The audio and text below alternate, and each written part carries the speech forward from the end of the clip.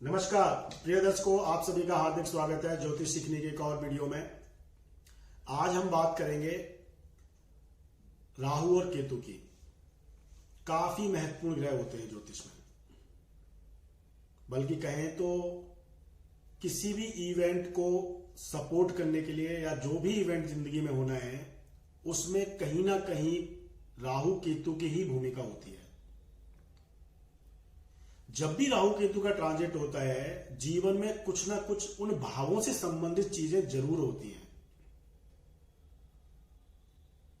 देखिए, राहु जो है वो इस इनकारनेशन का प्लैनेट है, यानी आपका जिस जिस जन्म में अभी आप हैं, जो प्रेजेंट जन्म है आपका, उसका जो प्लैनेट है वो राहु है। केतु जो है वो आपके पास्ट लाइफ का प्लैनेट है, यानी पिछली जिंदगी में जो भी चीजें जैसी भी रही होंगी या जो भी चीजें आप पिछले जीवन से लेकर के आए हैं, वो सारी बातें आप केतु से कुंडली में देख सकते हैं। पहले बात करेंगे राहु की।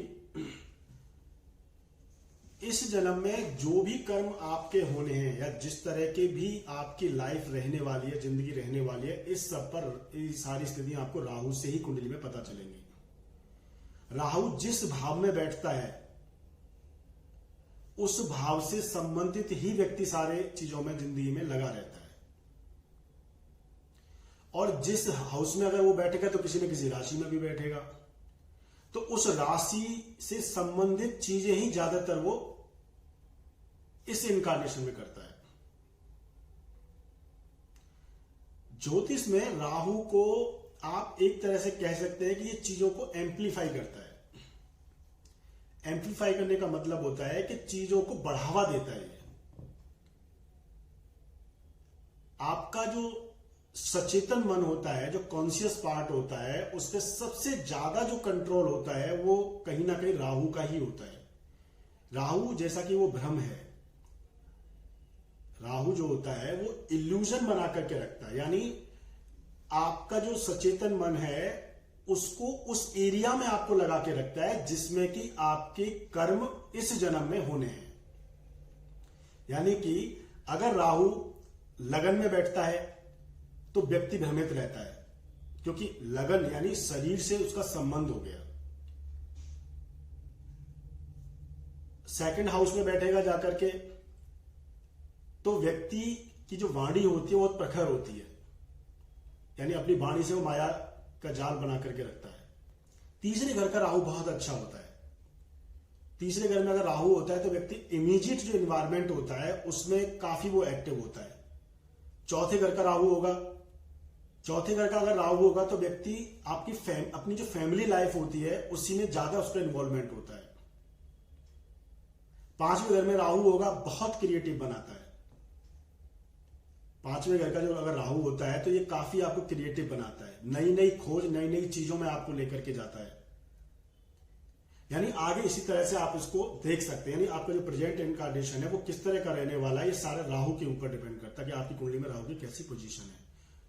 उसके बाद फिर राहु का डिस्पोजिटर का मतलब है कि राहु जिस कुंडली जिस हाउस में बैठा है उस हाउस में जो राशि पड़ी है, उस राशि का जो लॉर्ड है, राशिपति है, वो किस स्थान पे कैसी स्थिति में बैठा हुआ है कुंडली में, किस स्थिति में बली होके बैठा है। अगर राहु से उसकी स्थिति अच्छी है कुंडली में तो बहुत ही अच्छा है। ये इसका मतलब है कि आपके जो कर्म जीवन में रहेंगे वो कहीं ना कहीं आपको सपोर्ट करेंगे, यानी भाग्य भी आपको सपोर्ट करेगा।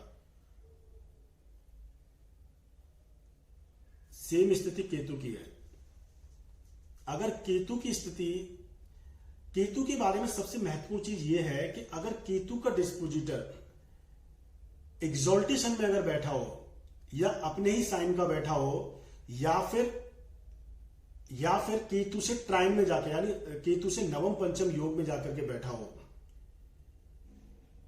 तो ये बहुत ही अच्छी स्थिति होती है। ऐसा जो व्यक्ति होता है किसी ना किसी एक हुनर को लेकर के जन्म लेता है कुंडली में, और ये चीजें 100% फलित होती है जीवन में। हजारों कुंडलियां मैंने देखी है, हजारों कुंडलियों में आप खुद देखेंगे, आप अपनी कुंडली निकालिए, आप अपने, अगर आप ज्योतिष के विद्यार्थी हैं, बहुत सारी जो कुंडलियां जो जिनको आप जानते हैं उनकी कुंडलियों को आप निकालिए। अगर वो एक्स्ट्रा ऑर्डिनरी पीपुल है, यानी कई बार आप देखते हैं कि जीवन में बहुत सारे लोग ऐसे होते हैं जिनको आप देखते हैं कि ये बहुत ही एक्स्ट्रा ऑर्डिनरी है, यानी किसी ना किसी फेम उनको जो मिला लाइफ में, पैसे में बहुत एक्स्ट्रा ऑर्डिनरी है वो, या फिर उनका भाग्य इतना प्रबल है कि उनको कम मेहनत में बहुत ज्यादा मिलता है। हर कोई व्यक्ति कहीं ना कहीं आपस में इन सारी चीजों को देखता है। तो कहीं ना कहीं आप पाएंगे कि केतु का जो डिस्पोजिटर है ये कहीं ना कहीं बहुत अच्छी स्थिति में आपको मिलेगा। दोस्तों मैं आपको बता देता हूं कि जो डिस्पोजिटर होता है ये कुंडली में इसकी बहुत बड़ी इंपॉर्टेंस होती है। इसके बारे में आगे कभी चर्चा करूंगा, लेकिन अभी मैं आपको बता देता हूं कि केतु का डिस्पोजिटर अगर अच्छी स्थिति में बहुत अच्छा रिजल्ट करेगा, राहु का डिस्पोजिटर अगर अच्छी स्थिति में बहुत अच्छा रिजल्ट करेगा। लगभग आप कुंडली को पहली नजर में देख के ये बता सकते हैं कि राहु केतु का डिस्पोजिटर अच्छी स्थिति में बैठा है कुंडली में, तो व्यक्ति की जो व्यक्ति की जीवन में कितनी सक्सेस है, कितना वो व्यक्ति जीवन में सफलता हासिल करेगा या करने वाला, ये सारी चीजें आप पता कर सकते हैं। क्योंकि ये जो प्लैनेट्स हैं राहु केतु, ये कार्मिकता के प्लैनेट है, कार्मिक पेंडेंसीज के प्लैनेट है। जितने भी हमारे ग्रह हैं उनमें 4 मुख्यतः ग्रह राहु केतु शनि और गुरु, ये हमारे कार्मिक प्लैनेट्स हैं। इनमें मुख्य रूप से जो प्लैनेट्स है कार्मिक, वो गुरु को अगर हटा देंगे तो शनि राहु केतु ही है। इसके अलावा ब्रॉडर लेवल पे कार्मिक प्लैनेट, जो इनसे भी बड़े कार्मिक प्लैनेट है, वो है फिर यूरेनस, नेपच्यून, प्लूटो। लेकिन उसकी अभी हम चर्चा नहीं कर रहे हैं, यहां पे सिर्फ राहु केतु की चर्चा कर रहे हैं। राहु केतु का मतलब है कि supervisor of all the 7 planets. जितने भी हमारे 7 ग्रह होते हैं लगभग उनका सुपरवाइजर राहु केतु है, आप ये कह सकते हैं।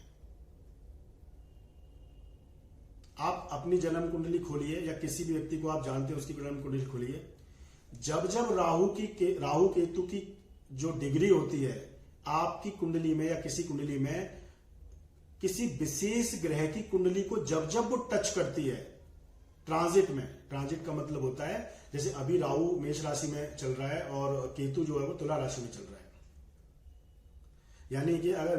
यानी अगर किसी व्यक्ति के मिथुन राशि में, अगर किसी व्यक्ति के मिथुन राशि में कोई ग्रह बैठा हुआ है और अगर वो 10 डिग्री का बैठा हुआ है, तो यानी कि जब राहु की डिग्री मेष राशि में 10 डिग्री हो जाएगी, जो कि आने वाले समय में होगी, तो 10 डिग्री का जो राहु हो जाएगा कुंडली में, तो जो सूर्य या कोई भी ग्रह जो मिथुन राशि में बैठा है उसकी 10 डिग्री से जब वो मैच करेगा, तो जो ग्रह तीसरे घर में बैठा है वो किस घर का यानी किस हाउस का जो वो प्लैनेट है, यानी किस हाउस का वो लॉर्ड है, उस हाउस से रिलेटेड चीजें फलित होंगी आपकी जिंदगी में। अब वो कैसे फलित होंगी, तो राहु का और उस ग्रह का कितना संबंध, कैसा संबंध है कुंडली में, कहीं वो हार्ड एस्पेक्ट यानी कि कहीं केंद्रीय प्रभाव में तो नहीं है, कहीं आपस में कोई बुरी दृष्टि तो नहीं है, ये सारी चीजें डिपेंड करती हैं। आपके क्या विचार है इसमें, कमेंट सेक्शन में जरूर बताइए। वीडियो को लाइक करिए, सब्सक्राइब करिए। आगे आने वाली वीडियो और भी ज्ञानवर्धक होंगी। मिलते हैं अगली वीडियो में, तब तक के लिए नमस्कार।